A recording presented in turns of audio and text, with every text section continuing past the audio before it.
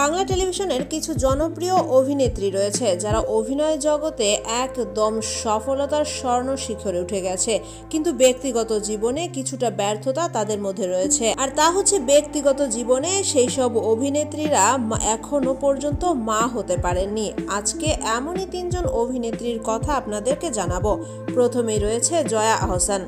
অভিনয় জীবনে কতটা ব্যবসা সফল অভিনয় করছেন তিনি তা আমরা প্রায় সকলেই জানি, কিন্তু ব্যক্তিগত জীবনে দুইবার বিয়ের পিঁড়িতে বসার পরেও এখনো পর্যন্ত মা হতে পারেননি জনপ্রিয় এই অভিনেত্রী। এরপরে উঠে এসেছে অপি করিমের নাম।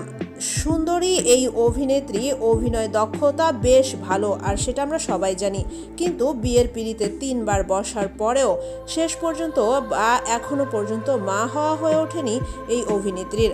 আর সব শেষে উঠে এসেছে সুবর্ণ মোস্তফার নাম। ব্যক্তিগত জীবনে 2বার বিয়ের পিঁড়িতে বসার পরেও হুমায়ুন ফরিদের ভালোবেসে বিয়ে করা এই সুবর্ণ মোস্তফা এখনো পর্যন্ত মা হতে পারেননি।